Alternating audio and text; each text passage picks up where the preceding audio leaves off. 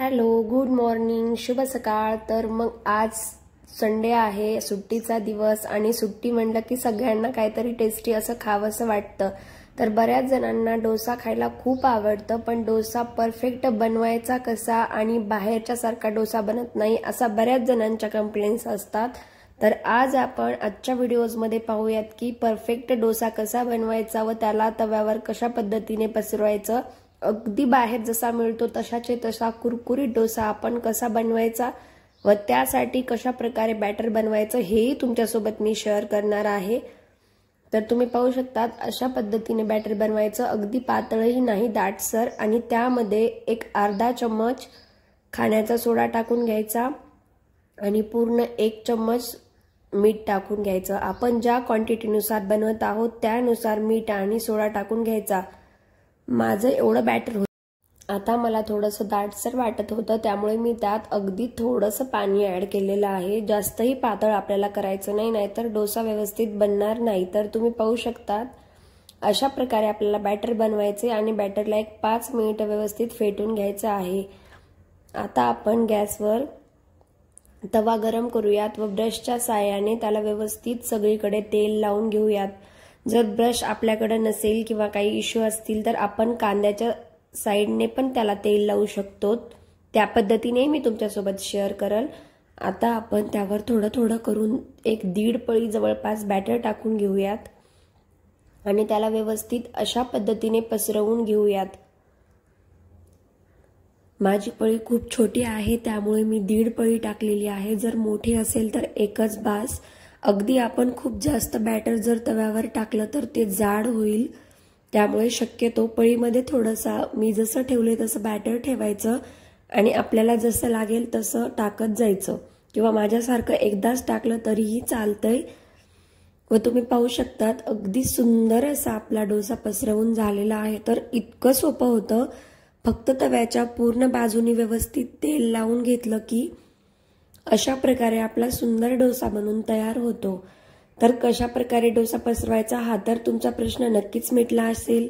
तर आता अगदी एक थोडंसं तेल वरतून टाकायचं आणि त्याला 2 मिनिट मध्यम आचेवर एक बाजू भाजून घ्यायची व नंतर पलटून दुसरीही बाजू घ्यायची।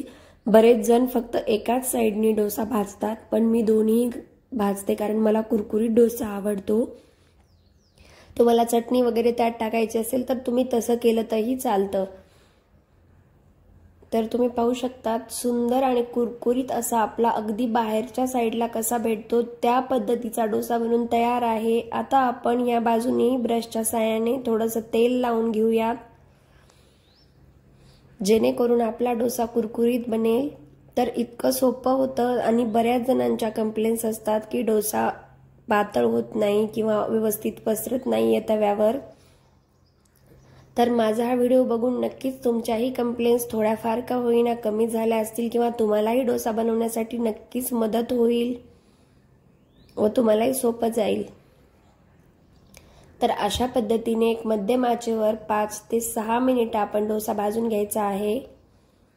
जर फुल गॅसवर भाजला तर जास्तच कडक होईल किंवा करपल, त्यामुळे मध्यम आचेवर आपण व्यवस्थित भाजून घ्यायचा आणि लास्टला रोल करून आता आपण प्लेटमध्ये डोसा घेऊयात व मस्त दही चटणी किंवा बटाटी चटणी सोबत किंवा नारळाच्या चटणी सोबत आपल्याला जे आवडतं त्यानुसार आपण हा डोसा टेस्ट करूयात। तर तुम्ही पाहू शकतात किती सुंदर बनून तयार आहे।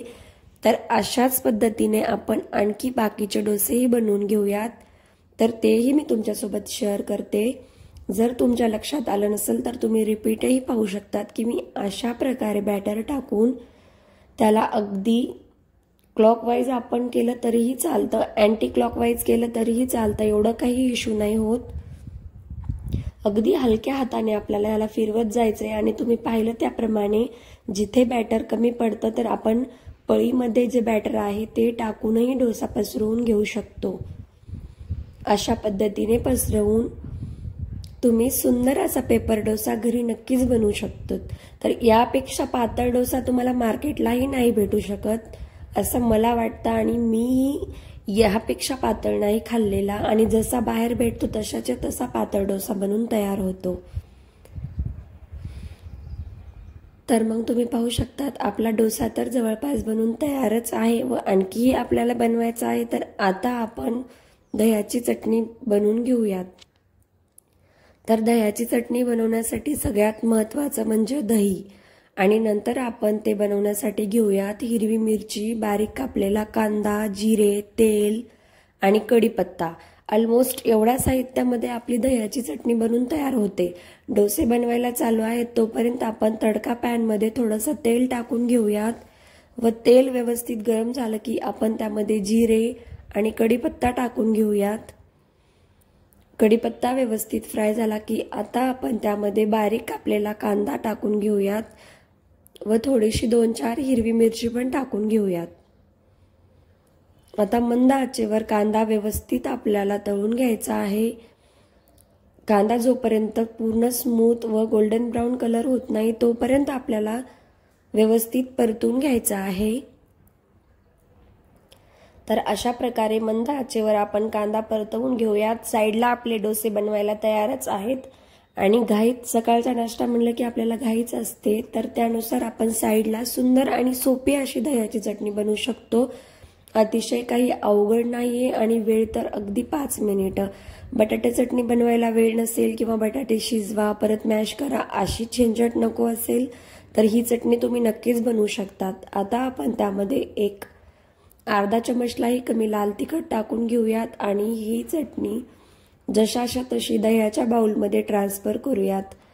दह्याच्या बाउलमध्ये ट्रान्सफर केलेलं मला ती क्लिप नाही झाली त्यामुळे मी डायरेक्ट दाखवलं। तर अशा प्रकारे इतकी सोपी होती ही दह्याची चटणी बनवणं आणि त्या चटणीमध्ये एक अर्धा चम्मच साखर आणि किंचित मीठ टाकून घेऊयात।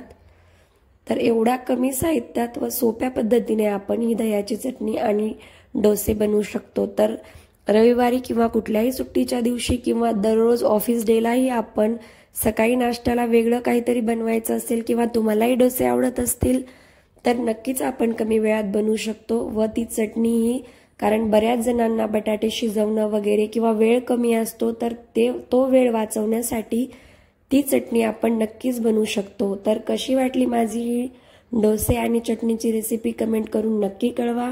रेसिपी आवडली असेल तर लाईक, कमेंट, शेअर आणि माझ्या चॅनलला सबस्क्राईब करायला विसरू नका।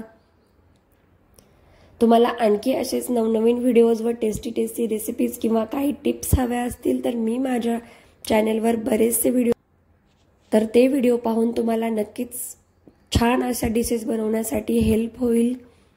तर चला मग आता आपण मस्त डोसा आणि चटणी ताटामध्ये सर्व करूया व छान अशा आपल्या ब्रेकफास्टची मजा घेऊया। माझी ही ब्रेकफास्ट रेसिपी तुम्हाला कशी वाटली कमेंट करून नक्की कळवा। रेसिपी आवडली असेल तर लाईक, कमेंट, शेअर करायला विसरू नका। तोपर्यंत बाय।